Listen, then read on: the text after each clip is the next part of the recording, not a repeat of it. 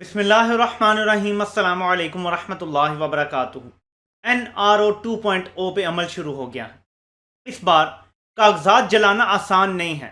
वो आग जो 3-4 साल नहीं लगी, अगर अचानक लगना शुरू हो जाती है FIA के दफ्तर में, नैब के दफातर में, तो लोगों को शक बढ़ेगा। और ये सोशल मीडिया का दौर है। ऐसे में ऐसी कार्रवाई डाली जाती है सांप भी मर जाए और लाठी भी ना टूटे।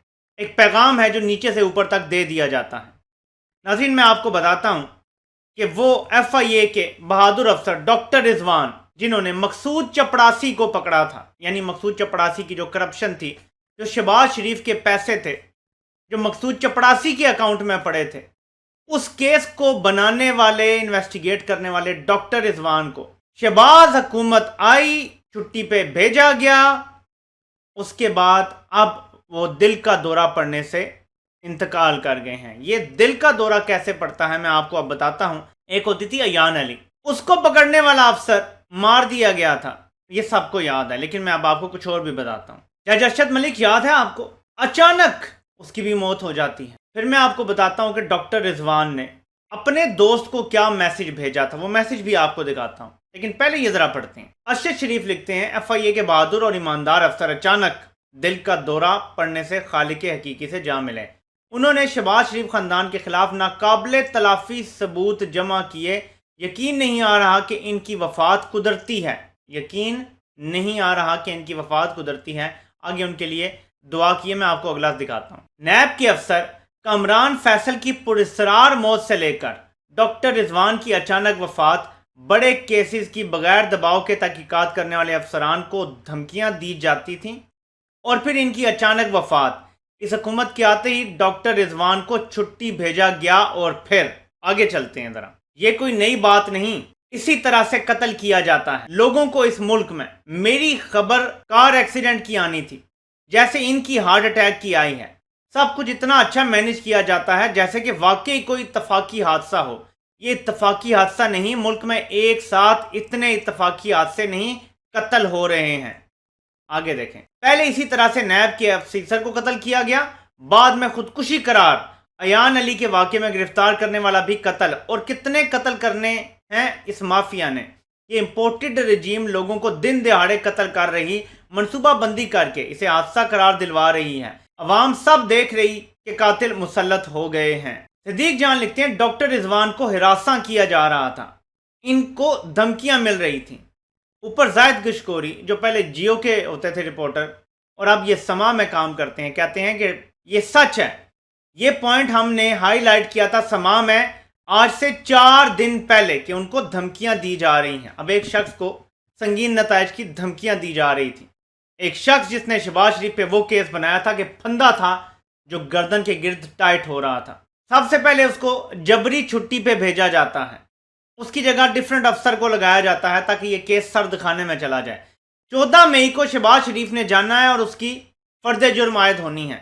मैं कोर्ट केसेस को आजकल इतना फॉलो नहीं कर रहा, लेकिन जो रिपोर्ट हो रहा है 14 मई को शहबाज शरीफ ने जाना और उस पर फर्द जुर्म लगनी है। 9 तारीख को डॉक्टर रिजवान, जो सारी तफ्तीश करने वाला अफसर है, सारा केस बनाने वाला, वो दिल का दौरा पड़ने से वफात पा जाता है। अब आप डॉट्स खुद कनेक्ट कर लें। मैं आपको अब सबूत के तौर पे अरशद शरीफ के जो प्रोड्यूसर हैं उन्होंने ये मैसेज शेयर किया है, तो मैं आपको ये पढ़ के यहाँ पे सुनाता हूँ और आपको ये दिखाता भी हूँ। डॉक्टर रिजवान, डायरेक्टर FIA का मैसेज है। रियली आपका बॉस, नीचे देखें जरा, ANF और FIA के कान पकड़वा दें, ये तो सुना मरवा भी देता है। ये बात हो रही है शहबाज शरीफ की कि ये तो सुना है मरवा भी देता है। हाँ जी, आराम सुकून से इजीली। नीचे लिखा है, सर बेटे को अफसोस का मैसेज भेज देना, मैं नंबर शेयर कर दूंगा। यानी अगर मुझे मरवा देते हैं, मुझे कुछ हो जाता है, तो मेरे बेटे को अफसोस का एक मैसेज सेंड कर देना। ये डॉक्टर रिजवान का मैसेज था अपने एक दोस्त को। ये आपके सामने सारा कुछ आ गया है, इसमें कोई अब चीज़ अब हम बाकी नहीं रह गया। मैंने आपको ये दिखा दिया है। अब नाजरीन दोबारा आते हैं इसके ऊपर। ये है जी regime change. Regime change America, Israel, बरतानिया और इसमें इंडिया को भी ऐड कर लें, ज़्यादा इंडिया का किरदार है। ये इन सब ने मिलकर ये किया है। इसको एग्जीक्यूट पाकिस्तान में CIA ने किया है। CIA ने अपनी पॉलिटिकल क़यादत को पैगाम रसानी और पैसों की तरसील, यानी पैसे तो ज़ाहिर वही देती है जो सिविल क़यादत होती है, बांटती यहाँ पे CIA है। اس کے بعد یہ سارے آپ راؤنڈ دیکھ لیں کون کون سے کردار ہیں، کہ میں آپ کو بار بار دکھاؤں گا، یہ رجیم چینج کا حصہ ہیں یہ تمام کردار پاکستان میں۔ اب ناظرین میں آپ کو بتا رہا ہوں کہ ہم میں سے کوئی محفوظ نہیں ہے اگر ہم اکیلے اکیلے بیٹھیں گے، ڈر کے گھر میں بیٹھیں گے تو آپ محفوظ نہیں ہیں۔ ایک ہی طریقہ ہے کہ ہم اپنے حق کے لیے نکل کھڑے ہوں، اور کیونکہ ایک آرگنائزڈ کال دی جا رہی ہے اسلام آباد آنے کی، یہ بہتر ہے کہ آرگنائز طریقے سے لوگ باہر نکلیں۔ پاکستان کی تاریخ میں ایسا ظلم، جبر اور ایسی فسطائی حکومت کبھی نہیں آئی۔ اس کی وجہ کیا ہے؟ اس کی وجہ یہ ہے کہ تمام لوگ سیم پیج پر ہیں۔ انکریڈیبل ہلک جو کہ جتنا طاقتور اتنا زیادہ اس کا دماغی توازن خراب ہو رہا ہے، وہ طاقت کے نشے میں اتنا چور ہو چکا ہے کہ اس کے خیال میں وہ جس پہ پاؤں رکھے گا اسے مسل دے گا، کچل دے گا۔ اور اسی لیے اوورسیز پاکستانیوں کو بھی گرفتار کرنے کی دھمکیاں دی جا رہی ہیں، ریڈ نوٹس جاری کرنے کی دھمکیاں دی جا رہی ہیں، ای سی ایل میں نام ڈالنے کی دھمکیاں دی جا رہی ہیں۔ کن کو؟ جو آپ کا ملک زیادہ چلا رہے ہیں، آپ کی ایکسپورٹ سے زیادہ جو پیسہ بھیج رہے ہیں ان کو بھی دھمکیاں دے رہے ہیں۔ یعنی جس شاخ پہ بیٹھے ہیں اسی کو کاٹنا شروع ہو گئے ہیں کہ طاقت ایک نشہ ہے۔ اب کیا سمجھ آتی ہے سچویشن؟ ناظرین میں آپ کو ایک بات اور ایک خدشہ جس کا میں اظہار آپ سے کئی ٹائم سے کر رہا ہوں، اب اور لوگوں نے بھی بات کرنا شروع کر دیا ہے۔ مجھے ایسا لگتا ہے، یہ میرا خدشہ ہے کہ امریکہ سے جو معاملات طے ہوئے ہیں وہ یہ ہیں کہ ایونچولی پاکستان کا ایٹمی نظام ہینڈ اوور کرنا ہے، امریکہ کے زیر اثر دینا ہے یہ ایٹمی پروگرام۔ مجھے ایسے لگتا ہے کہ یہ معاملات امریکہ سے اب یہ آج ہوتا ہے یا گریجولی 5 سالوں کے اندر ہوتا ہے، لیکن یہ مجھے لگتا ہے۔ میں ایک اور چیز آپ کو بتا دوں، اس ٹائم معیشت کی صورتحال بہت بری ہے، اسٹاک مارکیٹ کریش کر رہی ہے، کیونکہ اسحاق ڈار نے ایک اسٹوپڈ بیان دیا تھا کہ ہم آئی ایم ایف کا یہ نہیں کریں گے، نیا پروگرام لیں گے، آنکھیں دکھائیں گے، واٹ ایور۔ وہ ڈالر کے ریٹ پہ عجیب و غریب باتیں کر رہا ہے، سو ڈالر اوپر چڑھ گیا، اوپر مارکیٹ میں 190-91 پہ مل رہا ہے، اسٹاک مارکیٹ کوئی 1600 پوائنٹ آج نیچے آئی، پھر تھوڑی سی آئی تھنک 1200 پہ رک گئی ہے، کچھ اس طرح، تو وہ بھی کریش کر رہی ہے۔ معیشت کا برا حال ہے، مہنگائی تاریخ کی بلند ترین سطح پہ جا رہی ہیں، چیزیں ان کے کنٹرول میں کچھ نہیں ہے۔ لیکن اب میں آپ کو بتاؤں کہ اصل گیم کیا چل رہی ہے ان کی آتی۔ اگر امریکہ ان کو 10 ارب ڈالر پکڑا دیتا تو رجیم چینج کے اوپر تو ٹھپا لگ جانا تھا، اور میں اگلی ویڈیو میں آپ کو تفصیل سے بتاتا ہوں کہ رجیم چینج 3 دن میں پتہ چل جائے گا کہ سازش ہے۔ اگر امریکہ ان کو 10-12 ارب ڈالر اسٹریٹ اوے دے دیتا ہے، یہ تو سٹیمپ لگ جائے گی کہ واقعی یار یہ امریکی حکومت آئی ہے، انہیں پیسہ بھی مل گیا ہے۔ اگر عرب ممالک یہ جاتے اور اسٹریٹ اوے انہیں پیسہ مل جاتا، تب بھی یہی ہونا تھا کہ امریکہ نے اپنے پیسے ان کے تھرو بھیجے ہیں، تو یہ تھوڑا سا انتظار کروائیں گے۔ معیشت کو تھوڑے جھٹکے تو لگیں گے، لیکن کاروباری لوگوں کو اندر خانے انکریڈیبل ہلک نے پیغام بھیج دیا ہے کہ اسٹاک مارکیٹ میں دبا کے انویسٹ کرو، فکر نہ کرو، بہت جلد آئی ایم ایف کا پروگرام بھی فلی طرح بحال ہوگا اور امریکہ سے، عرب ممالک سے، ہر جگہ سے پیسہ آ جائے گا، ڈونٹ وری، کوئی انسرٹنٹی نہیں ہے، ہم اس حکومت کو پوری بیکنگ دے رہے ہیں، یہ حکومت پوری مدت کرے گی، یہ بتا دیا گیا ہے انکریڈیبل ہلک کی طرف سے کاروباری لوگوں کو۔ پلیز یہ جو آپ کو رپورٹ کر رہے ہیں کچھ لوگ میڈیا پہ بھی، یہ نائیوٹی کا شکار ہیں کہ جی اس حکومت سے سنبھالا نہیں جا رہا، آئی ایم ایف نے بھی انکار کر دیا ہے، عرب ممالک نے بھی انکار کر دیا ہے۔ یہ درست نہیں ہے، کسی نے کوئی انکار نہیں کیا، اور میں آپ کو بتا رہا ہوں ان کے لیے خزانوں کے منہ کھولے جائیں گے۔ اس کی ایک وجہ ہے، واحد وجہ، اگر امریکہ رجیم چینج کرواتا ہے اور اپنی مرضی کی کٹ پتلی انسٹال کرتا ہے، اور اگر اس کٹ پتلی کو سٹیبل نہیں رکھ سکتا تو سپر پاور سے لوگوں کا ایمان اٹھ جائے گا، اور امریکہ کبھی یہ نہیں چاہتا کہ اس کے سپر پاور سٹیٹس سے لوگوں کا ایمان اٹھ جائے کہ یار یہ تو ہمیں اس نے مروا دیا ہے، یعنی رجیم چینج کروائی، ہمیں بٹھایا تو مدد تو کرتا، وہ مدد لازمی کرے گا۔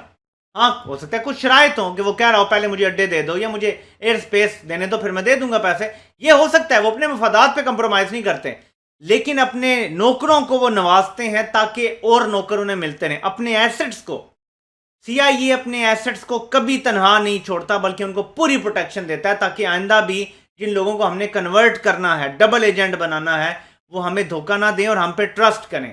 اس لیے میں آپ کو بتا رہا ہوں کہ اس کا شکار مت ہوں، جتنا بھی کیاس ہوگا امریکہ ان کی مدد کر دے گا، یہ جب بجٹ پیش کریں گے یہ اس میں بڑی بڑی سبسڈیاں اور یہ وہ سارا کچھ کرنے کی کوشش کریں گے جو اب تک کی صورتحال ہے۔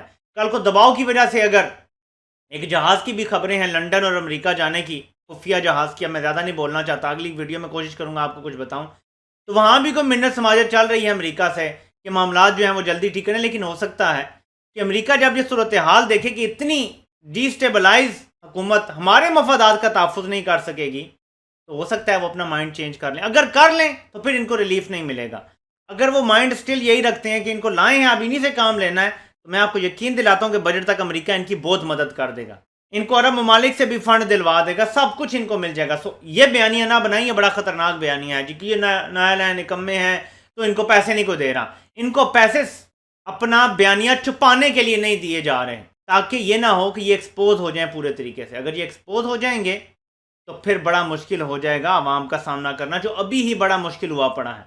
हर कोई इस टाइम प्रेशर के अंदर है, और अगर इमरान खान मजीद प्रेशर बिल्ड करते रहे तो बड़ा मुश्किल होगा अमेरिका से स्ट्रेट अवे फंडिंग लेना। और मैं आपको इसकी वजह अगली वीडियो में समझाता हूँ। तो नाज़रीन, अपने सारे केसेस को ज़ाहिर ख़त्म किया जाएगा। ये NRO 2.0 है, ये इनक्रेडिबल हल्क ने ये NRO दिया है, मत भूलिएगा। एक मुशर्रफ ने दिया था और कियानी ने, हम मुशर्रफ का कहते हैं वैसे, लेकिन वो जनरल कियानी ने NRO दिया था। मुशर्रफ को वैसे बदनाम करते हैं। मैं प्राइम मिनिस्टर इमरान खान से भी रिक्वेस्ट करूंगा कि प्लीज़ मुशर्रफ को ना कहें कि उन्होंने NRO दिया था। मुशर्रफ वर्दी उतार चुके थे। ये NRO DGISI और बाद में आर्मी चीफ जो बन गए थे जनरल कियानी, ये उन्होंने दिया था और दिलवाया था। उसके बाद वकला मूवमेंट को भी खड़ा जनरल कियानी ने किया था। तो हमें ये क्लियर करना चाहिए। हाँ, जो मुशर्रफ ने अड्डे दिए थे उस पर आप ज़रूर क्रिटिसाइज करें, लेकिन NRO मुशर्रफ ने नहीं, जनरल कियानी ने दिया था। तो हमें सही बंदे के बारे में बात करनी चाहिए। और अभी जो NRO 2.0 है, ये इनक्रेडिबल हल्क ने दिया है और पत्थर पे लकीर बना के दिया है कि आप कत्ल करें लोगों को, आप रिकॉर्ड जलाएं, जो भी करें, ये आपका प्रेरोगेटिव है, लेकिन आप अपने केसेस खत्म कर सकते हैं, आपको खुली छूट है। और अब आपको ये होता हुआ नजर आएगा। कोई अफसर आप मुझे बताएं इसके बाद इनके खिलाफ तहकीक करेगा। यही इमरान खान पीट रहा था 3-3.5 सालों से, मैं NRO नहीं दूंगा, और हमें कहते थे ओ यार महंगाई पे बात करो, क्या रोज NRO। उसे पता था कि अंदर खाने क्या लगे हुए हैं, उसे पता था कि ये डीलों की कोशिश कर रहे हैं। उसने पूरी कोशिश की कि कौम जाग जाए, क्योंकि सिविलियन प्राइम मिनिस्टर जो होता है या जो सिविलियन लीडर होता है, उसके बाद टैंक या तोपें नहीं होती लड़ने के लिए। अगर अवाम ही महंगाई की वजह से उसका साथ छोड़ जाए तो वो कैसे खड़ा होगा, कैसे लड़ेगा।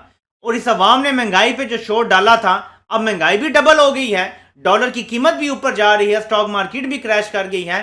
तो अब तो आराम आया होगा, चोर डाकू मुसल्लत हो गए हैं। यही बात मैं आपको समझाता था, तब मुझ पे लेबल लगता था वो यार आप दिफा करते हैं। मैं इस कौम का दिफा कर रहा था, इस मुल्क का दिफा कर रहा था। किससे? इन डाकुओं से। कि मुझे पता था इमरान खान का जो फॉल होगा वो इनका राइज होगा, मुल्क दुश्मनों का, गद्दारों का। मैं इस मुल्क को गद्दारों के चुंगल से बचाने के लिए कोशिश कर रहा था, जब मुझ पे लेबल लगता था कि आप दिफा कर रहे हैं, आप महंगाई पे बात नहीं कर रहे। और मैं आपसे कहता था महंगाई छोटा इशू है, असल इशू है रूल ऑफ लॉ का, असल इशू है NRO को रोकना, डीलों को रोकना। ये रुक गई, महंगाई खुद ब खुद खत्म हो जाएगी। उस टाइम नहीं समझ आई थी बात। उम्मीद है अब 100 प्याज और 100 जूते खा के पूरी कौम को ये बात समझ आ गई होगी। आज के बाद उम्मीद है कि ये कौम सुधर जाएगी और दोबारा कभी भटकेगी नहीं। आपसे इंशाल्लाह फिर मुलाकात होती है। अल्लाह पाक आप सबका हामी नासिर हो। आप सबके सुनने का बहुत बहुत शुक्रिया।